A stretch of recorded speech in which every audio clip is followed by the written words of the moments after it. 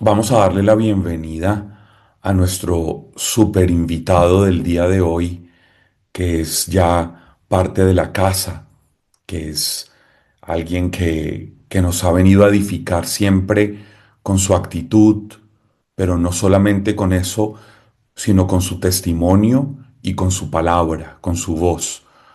Alguien que es muy importante para los que no están muy metidos en este mundo de conocer el trabajo por la unidad de los cristianos.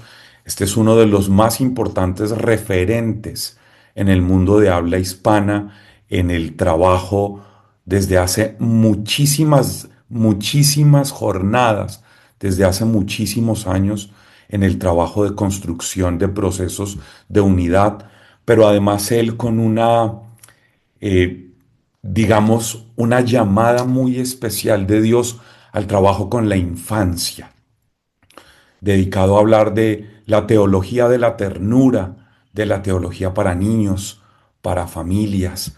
Así que él, que es teólogo, que es pastor bautista, que es formador, que es uno de esos grandes referentes en este camino, nos regala unos minutos de su tiempo para preparar y otros minutos de su tiempo para compartir con nosotros. Es por quien hemos orado al comienzo y tenemos la dicha de tener ya con nosotros a nuestro querido pastor Harold Segura. Así que bienvenido, querido. Esta pantalla y los micrófonos son tuyos, ansiosos de escucharte y con la ilusión de poder seguir siendo edificados por Dios. Bueno, muchísimas gracias, Pacho. Una alegría de nuevo estar aquí con Davar. Yo ya los veo y ya me siento parte de la familia. Son rostros conocidos, sonrisas que siempre me transmiten mucho afecto y mucho cariño de fe. Y gracias, Pacho, de nuevo por la invitación. Reitero siempre mi aprecio por todo lo que haces, mi aprecio por tu amistad y mi admiración por lo que haces tú y hace toda tu familia alrededor de la fe y la promoción del Evangelio. De manera que una alegría estar aquí con ustedes y sobre todo en este tiempo de celebración de la resurrección. Bueno, voy a subir la presentación. Ya saben que inmediatamente después reviso si hay alguna palabra mal escrita y le envío a Pacho inmediatamente la presentación para que ustedes la tengan. Eso da la ventaja de no tener que tomar muchas notas sobre lo que está allí, notas adicionales sí, y bueno, ir guardando en el corazón alguna meditación, algún pensamiento que ilumine tu vida y que podamos compartir al final con la dinámica que suele hacer Pacho. Dice un salmo, que los dichos de mi boca y la meditación de mi corazón sean gratos delante de ti, oh Señor, que así sea. Bueno, el tema que le propuse a Pacho y que acordamos lo he titulado Ver con el corazón. Ya ustedes más o menos se imaginarán cuál es el texto que voy a leer por la imagen que he puesto allí de María Magdalena. Y bueno, vamos a ver qué nos dice este pasaje alrededor de la propuesta que yo traigo de ver con el corazón el encuentro que resucita la fe. Durante esta semana he estado pensando mucho en la resurrección de Jesús, lógicamente, pero mucho en la resurrección de nosotros y nosotras como personas de fe, en particular de mi propia vida. Cómo vivir, como dice Pablo, como resucitados. Creo que ese es el sentido también espiritual y teológico de la resurrección de Jesús. Con su resurrección resucitan los discípulos y las discípulas.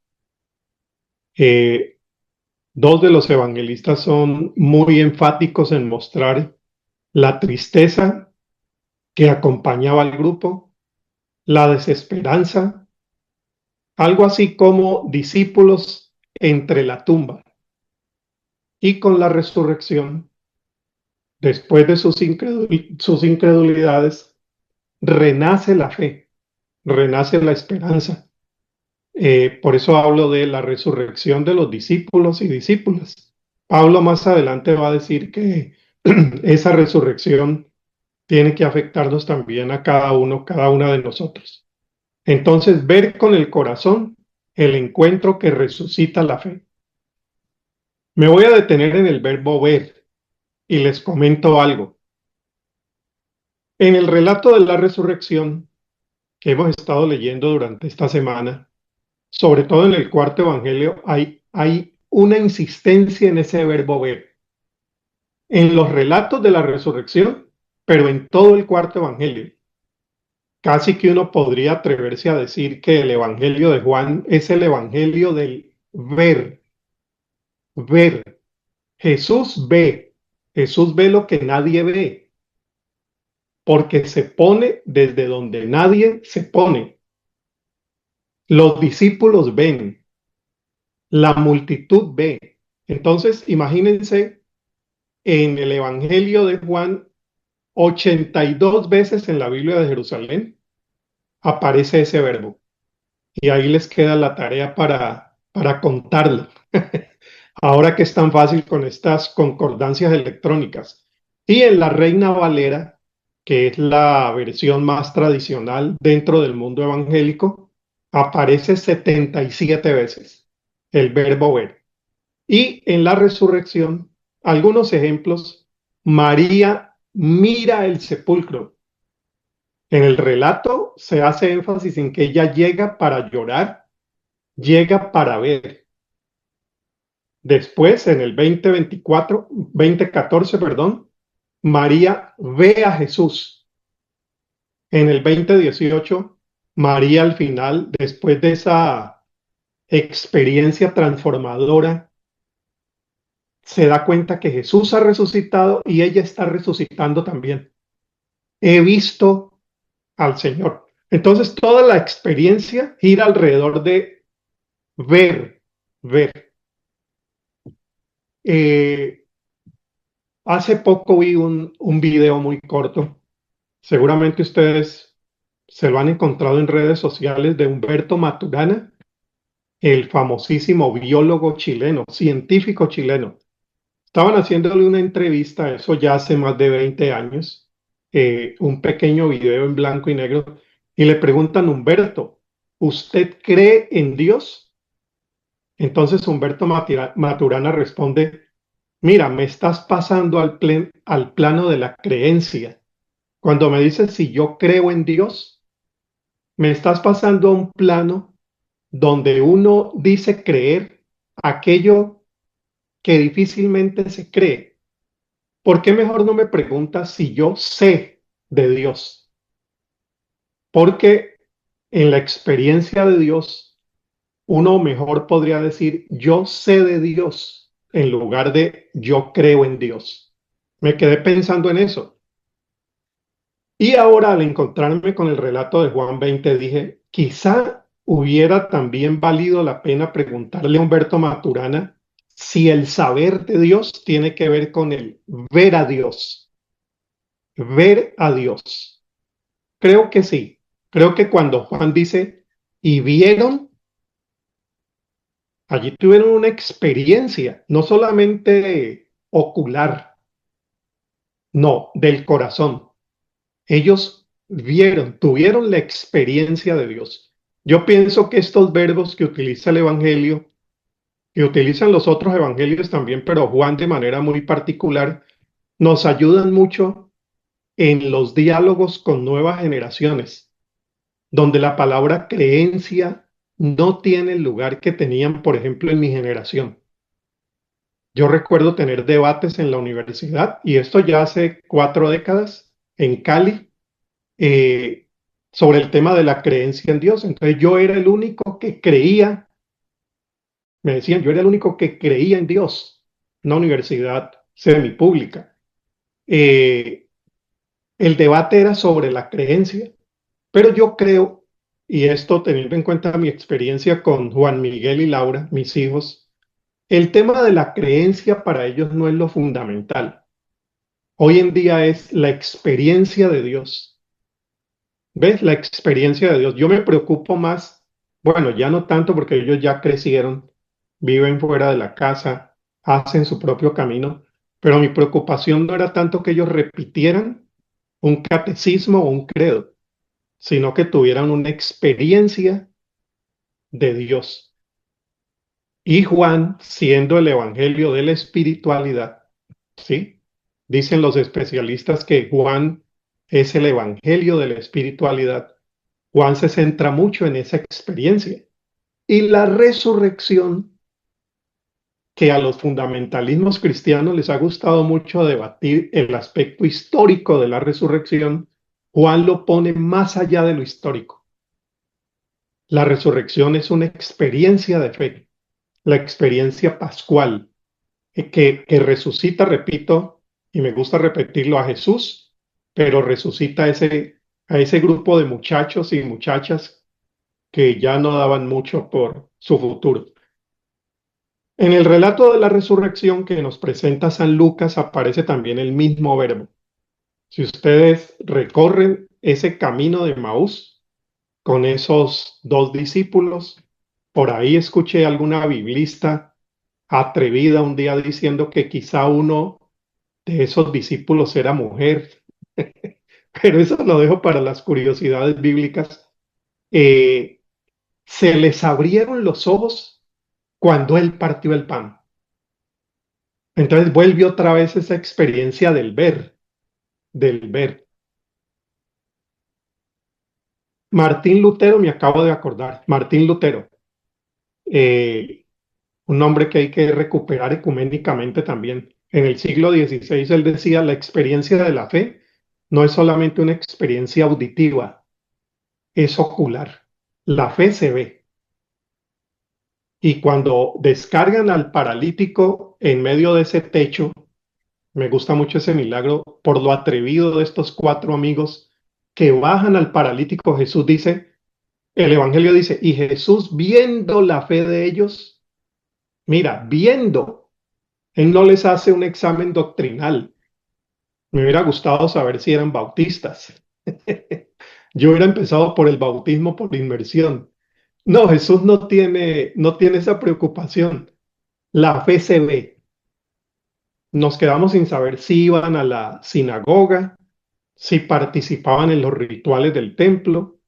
Lo que sí se sabe es que tienen una fe atrevida que rompe techos, baja al paralítico y lo pone frente a Jesús. Bueno, pensaban que veían un espíritu. Jesús después les dice, mire, yo soy, yo soy. Miren mis manos, miren. Aquí hay una hipótesis pastoral que se las dejo para reflexiones posteriores. Al parecer, ese verbo es la clave interpretativa de los relatos de la resurrección. Creo que si uno tiene ese lente del ver puesto en los relatos de la resurrección, como que entiende mejor de qué se trata la resurrección. Bueno, planteada la hipótesis, entonces digo lo siguiente. El acontecimiento de la resurrección es el centro de la fe cristiana porque inaugura una nueva manera de ver a Dios, de ver la historia, de ver el mundo y de vernos a nosotros y a nosotras mismas. Porque creer no solo es aceptar una verdad, que por tantos años, por tantas décadas, quizás siglos en América Latina, se ha insistido que creer es repetir. En el mundo católico yo fui formado, y algunos de ustedes saben, yo hasta los 18 años fui católico. Yo fui formado con el catecismo del Padre Astete. Y si ustedes me preguntan o me hacen varias de las preguntas del Padre Astete, quizá yo recuerde más de lo que ustedes mismos recuerdan.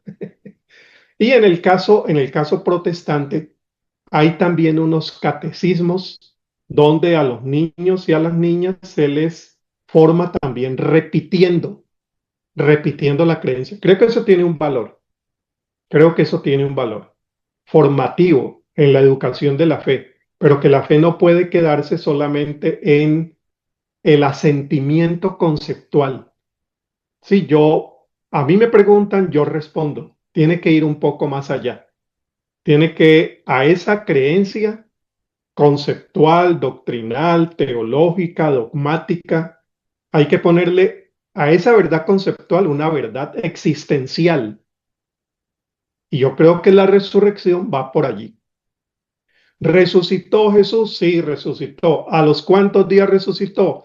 Al tercer día. ¿Y resucitó en cuerpo? Sí. ¿Y desayunó? Bueno, pero después, ¿qué tiene que ver eso con mi vida? Y muy bien los comentarios que escuché ahora sobre cómo esa resurrección nos llama también a una permanente conversión de vida. Esa fe pascual es, en esencia, para mí, aprender a ver con el corazón. De allí el título. ¿Qué significa ser una persona resucitada en Cristo? Una persona que en medio de la miseria de este mundo, porque es que este mundo está viviendo un momento terrible. ¿Cómo no dejarse afectar por esa miseria y aprender a ver con los ojos de Dios? Que son ojos que no descuidan la realidad, pero pasan por encima de ella. Hay una lectura muy honesta de la realidad, pero alcanza a ver más allá de la realidad, que es la lectura de fe. Yo creo que en este momento, para quienes afirmamos el seguimiento de Jesús, el principal testimonio que necesitamos dar en este mundo de violencia, odios, intolerancias, fracturas, divisiones, polarizaciones, violencias y crueldades, es cómo en medio de eso tener una mirada distinta, que no sea la mirada de los medios, no sea la mirada de Telesur, ni la mirada de CNN, menos de Caracol, RCN. Por aquí hay varias cadenas igualmente poderosas o menos poderosas, pero que pretenden más o menos lo mismo, que es darnos una lectura de lo que está pasando. Y es una lectura interesada, económica y políticamente. Una vez, siendo pastor en Cali, invité a un reconocido teólogo evangélico, Samuel Escobar, murió el año pasado, y él predicó un sermón en mi iglesia en el barrio de San Fernando, y el título del sermón es La fe es aprender a ver el mundo como Dios lo ve. No recuerdo más del sermón, pero mira el título. Decía, quien cree tiene una manera distinta de ver. Bueno, resucitar con Cristo no es solo una esperanza futura, sino una tarea presente. Abrir los ojos para ver la realidad desde Dios. Si Cristo ha resucitado, ¿qué debería entonces cambiar en nuestra manera de ver la vida? ¿Cómo la resurrección afecta la manera de ver a los demás, de ver al contrario? A mí me duele mucho cómo en América Latina, y tengo la gran bendición de recorrerla desde el sur hasta el norte, gracias a Dios por eso, pero duele mucho cuando uno va a los países nuestros y encuentra esas polarizaciones, incluidas en las comunidades de fe, donde cierto sector no quiere saber nada del otro sector y ya no son temas teológicos, son temas partidistas. ¿Cómo ver al contrario políticamente hablando? Mire, por ejemplo, el caso de Argentina, caso de Honduras, caso de Guatemala. Pensé que eso no iba a llegar a Colombia, pero llegó hace mucho tiempo. Esas polarizaciones partidistas donde uno ya no quiere ni siquiera conversar con el contrario. Tengo una amiga en Argentina que al otro día de haber ganado Milei dice, si alguien votó por Milei, puede retirarse de esta red o lo elimino. Bueno, y mire, y la profesión de ella es comunicadora. Claro, pero es que también uno entiende, ¿no? Uno entiende el dolor. Entonces, ¿cómo a partir de la resurrección tener una mirada que esté por encima de eso? Yo casi he llorado viendo estos videos de la JEP en Colombia, donde una persona a quien le asesinaron su papá viene frente al asesino y le otorga perdón. Una cosa emocionante, ¿eh? Una cosa emocionante. O el asesino pidiendo perdón. Mire, yo creo que frente a esos grandes conflictos de países como el nuestro, el de Colombia, con enfrentamientos armados de tantas décadas, lo que necesitamos más allá de un acuerdo es una nueva mirada. Acuerdos sin nueva mirada, que es mirada de perdón, es mirada de reconciliación, es mirada de justicia, sí, es mirada de restauración, pero no mirada de venganza, donde esos círculos espirales, decía Elder Cámara, esas espirales de violencia nunca terminan. Bueno, entonces la pregunta es esa, y con eso creo que estamos listos para leer el texto y unos minutos más antes de la oración final. Leo el texto. Pero María estaba afuera, llorando junto al sepulcro, y mientras lloraba, se inclinó. Notemos el movimiento del cuerpo en el texto. Mientras lloraba, se inclinó y miró dentro del sepulcro. El cuerpo ahora entra y vio, vuelve a aparecer el verbo, dos ángeles vestidos de blanco sentados donde había estado el cuerpo de Jesús, uno a la cabecera y otro a los pies. Vio bien. Y ellos le dijeron, mujer, ¿por qué lloras? Lo notan también en los ojos. Estos son ojos que ven en medio de las lágrimas. Ella les dijo, porque se han llevado a mi Señor, y no sé dónde le han puesto.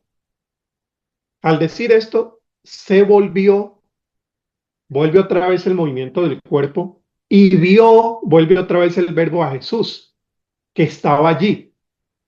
A ver, lo vio, pero no sabía que era Jesús. Muy parecido a Lucas 24 en el camino de Maús. Estos lo ven, estos conversan, estos caminan, pero no lo reconocen. Jesús le dijo, ahora Jesús, ¿por qué lloras? La misma pregunta de los ángeles. ¿A quién buscas? Ella, pensando que era el hortelano, le dijo, Señor, si tú te lo has llevado, dime dónde lo has puesto y yo me lo llevaré. Esa insistencia en lo suyo, esa insistencia de María en lo suyo. Jesús es de ella. Jesús va a cambiar eso después y lo pasa de lo suyo a lo nuestro. Ve a mis hermanos y diles, yo no soy tuyo solamente. Bueno, Jesús le dijo María. Ella volviéndose le dijo en hebreo Raboní, que quiere decir maestro. Yo estoy leyendo de la Biblia hispana interconfesional, que es una Biblia eh, traducida tanto por biblistas católicos como evangélicos y protestantes. Jesús le dijo, suéltame porque todavía no he subido al Padre, pero ve a mis hermanos, yo no soy tuyo, y dile, subo a mi Padre y a vuestro Dios. Fue María Magdalena y anunció a los discípulos. ¿Y qué les cuenta? Vuelve otra vez el verbo. He visto al Señor y que Él le había dicho estas cosas. Bueno, ahí está la María Magdalena, misionera. En Juan capítulo 4 está otra mujer que es la samaritana, misionera. Tema de las mujeres también muy presente en Juan. Bueno, entonces una nueva manera de ver a Jesús. Yo creo que con esto que he dicho estamos listos para hacer esta aproximación. La resurrección desinstala entonces las imágenes tradicionales de Jesús. En América Latina habría mucho que decir sobre esto, porque nosotros hemos tenido una larga tradición que por larga ha convertido a Jesús en figura cultural. Entonces, Recuerdo a mis abuelos y abuelas, me llevaban a la misa. Jesús era una tradición que yo agradezco muchísimo a la Iglesia Católica por todo lo que esa tradición me dio. Pero ahora entendemos todos, todas, que a Jesús hay que verlo de una nueva manera. La resurrección cambia la manera de ver a Jesús. Y en América Latina eso hay que tenerlo muy en cuenta. En una América Latina donde uno encuentra el Sagrado Corazón de Jesús en las oficinas de los más corruptos, donde uno encuentra Biblias evangélicas en los lugares que uno se pregunta por qué esa Biblia está allí, donde encontramos en salas la Biblia abierta en el Salmo 91, como si fuera un amuleto, en fin, uno respeta todo eso, pero uno se pregunta si no tendríamos ya que superar esas formas culturales y tradicionales de ver a Jesús y a partir de la resurrección tener una nueva forma de verlo, entenderlo, como le pasa a María y a los discípulos. Segunda de Corintios 5:16 dice, si en algún momento conocimos a Cristo según la carne, al tal ya no lo conocemos así. Y hay todo un debate, ¿no? Todo un debate. Sobre todo un debate con los nuevos apologetas, tanto en el mundo católico como evangélico, que insisten, y yo creo que hacen bien en un 20%, en insistir en la historicidad de la fe. ¿Dónde estaba tal lugar de la Biblia? La Biblia tenía razón, el lugar que dice tal cosa, el diluvio. Entonces entran a tratar de demostrar la historicidad, pero yo creo que eso tiene sinceramente un 20% de la fe, porque si yo constato que hay un dato histórico que es verídico, si eso no afecta mi fe para una vivencia distinta, eso no se queda más sino en un descubrimiento histórico. Si yo pienso y la Biblia tenía razón, pues si tiene razón, eso tiene que trasladarse al corazón. Si no, yo me quedo en el debate y en un debate meramente histórico. Ahí está el debate acerca de la resurrección histórica de Jesús. Se puede debatir que sí, que no, que más o menos, pero Pablo dice, mira, hay que ir más allá. Hay que ir más allá porque aquí estamos frente a un dato existencial que transforma vida y transforma nuestra manera de verlo a Él y nuestra manera de ver la comunidad. Aquí voy a hacer unas observaciones de orden ecuménico. A ver, la resurrección, la rutinaria celebración de la resurrección en América Latina en los últimos, vamos a llamarlo el último siglo, vamos a anotarlo solamente el último siglo. Evangélicos celebran la resurrección, católicos celebran la resurrección, ortodoxos celebran la resurrección. La resurrección es una de las fiestas que compartimos las diferentes versiones de fe cristiana. Sin embargo, nadie la quiere compartir con el otro. Pocas iglesias evangélicas irían a una celebración conjunta de la resurrección con una parroquia católica. Eso es doloroso y viceversa. Hay unos casos lindos y sobresalientes. Matanzas, Cuba, celebran la resurrección entre 5 y 6 de la mañana. Grupos ecuménicos llegan a Matanzas, que tiene una larga tradición ecuménica, y allí celebran una alborada de resurrección. Pero la resurrección en lo común y corriente es algo que celebramos dentro de nuestro propio círculo. Bueno, miren lo de María.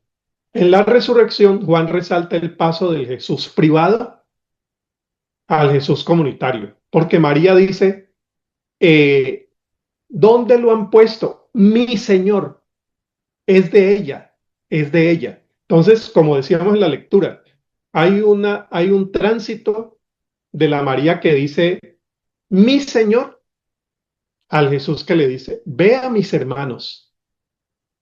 Este Jesús no es tuyo, este Jesús es de todos. Yo creo que allí la resurrección nos hace un gran llamado también a la unidad. Jesús no es propiedad privada de ninguna persona ni de ningún credo, ni de ninguna confesión cristiana en particular.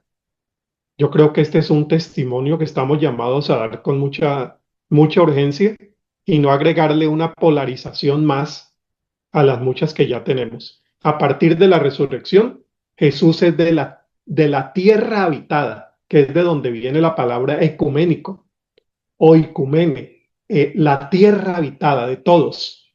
La fe pascual desindividualiza la fe, ensancha la comunidad y, si es posible, si le permitimos, derribar barreras confesionales. Y una nueva manera de ver la realidad, y allí termino. Una nueva manera de ver a Jesús, una nueva manera de ver la comunidad cristiana y una nueva manera de ver la realidad. Esta última parte apela a la situación que estamos viviendo hoy. Una nueva realidad. Tanto en Lucas 24 como en Juan 20, la cruz parece que ha terminado con todo. Ahí hay una realidad. Jesús ha muerto. Jesús está en la tumba. María va para llorarlo. Los discípulos ni para llorarlo van. Se quedan encerrados. Ahí está esa realidad, y la resurrección, a pesar de las incredulidades de ellos, les permite tener una mirada distinta de esa realidad. Y noten que a los discípulos esa realidad no les fue fácil aceptarla. A Tomás y a todos los demás. Ahí sale en verso. A Tomás y todos los demás. No creían, no creían. Aunque era una realidad, Tomás dice, yo quiero tocar, yo quiero ver. Es una realidad que para ellos no les es fácil aceptar. Entonces tienen una nueva manera de ver la realidad que después vamos a ver mucho más clara a partir de Hechos capítulo 1 con la venida del Espíritu Santo y lo que sucede en los 27 capítulos restantes de Hechos. Allí no hay solamente una nueva manera de hacer la misión, es una nueva manera de ver al gentil, es una nueva manera como Pedro ve a Cornelio. Recuerdo un extraordinario mensaje que dio Pacho en Guatemala sobre este texto. Es una nueva manera de ver al que no come lo que yo como. Es una nueva manera de ver el imperio. Es una nueva manera de ver la esclavitud. Es una nueva manera de ver esa realidad dolorosa que se estaba viviendo en aquellos tiempos. Pongan el corazón en las realidades celestiales, dice Colosenses, y no en las de la tierra. Lo que está diciendo es, vean las de la tierra desde lo celestial. Digámoslo en términos de resurrección, vean la muerte sin desconocer que es muerte, pero véanla desde la realidad de la vida. Eso nos daría una oportunidad de traer esperanza a este mundo, porque este mundo cada vez tiene más datos, pero una realidad que con esos datos apabulla, y una realidad y un noticiero incesantemente mostrándote accidentes y muertes, sin tener la esperanza, agobia y destruye una vida. Y nos está destruyendo como sociedad. Pongan el corazón en las realidades celestiales y no en las de la tierra. Lean lo que está pasando, pero léanlo desde el lente de la resurrección, porque han muerto y sus vidas están escondidas en Cristo, en Dios. Bueno, extraordinarios esos textos. Para pensar qué imágenes de Jesús necesita ser transformada en mi vida. ¿Estoy viviendo una fe individual o comunitaria? ¿Exclusivista o compartida? La fe se enriquece cuando la compartimos. ¿Qué realidad necesito aprender a ver con ojos nuevos? La realidad de las víctimas, de las muertes, militares, paramilitares, conflictos armados, conflictos ideológicos, corrupción. ¿Cómo logramos por encima de todo eso seguir respirando y seguir respirando resurrección? Termino con esta noticia que vi, hablando de noticias, una linda. Mire, en Ucrania los ancianos están saliendo en medio de la destrucción a ponerse sus mejores ropas vestirse bien y les dejo allí el link para que lo puedan abrir. Una noticia hermosísima. Miren esos viejos y miren cómo visten en medio de la destrucción en Ucrania. Creo que aquí hay un mensaje de la resurrección. En medio de la muerte y la destrucción tenemos que ponernos el mejor vestido. ¿Cómo levantar la mirada? Volver a respirar distinto, respirar con esperanza. Y bueno, si hablamos de ponernos el vestido, vestirnos de resurrección en medio de tanta muerte. Señor resucitado, abre nuestros ojos como a María, abre nuestra mente como a los discípulos, abre nuestro corazón como a tu iglesia. Enséñanos a verte, a reconocerte y a vivir desde esa mirada nueva que transforma la vida. Que así sea y muchísimas, muchísimas gracias, Pacho, y a cada uno de ustedes. Un No, abrazo y muchas bendiciones. a ti, querido Harold, gracias, gracias por este regalo de presentarnos una aproximación a la escritura tan serio, tan profunda, tan retador, al abrirnos un horizonte tan significativo. Gracias de corazón, gracias por tu tiempo, por estar aquí con nosotros, por hacernos tanto bien. Gracias, querido Harold, gracias. Y un abrazo enorme para Marilú, para tus muchachos en España, para las comunidades que tú acompañas y que tú sepas que aquí no solamente nuestra coinonía de clero y nuestro servicio de intercesión te acompañan con su oración, nosotros te queremos un montón y valoramos mucho tu tiempo y tu esfuerzo y tu cercanía. Así que gracias de corazón, Harold. Un Muchas abrazo gracias, enorme. Pacho. Muchísimas gracias a ustedes también y un abrazo. Gracias igualmente.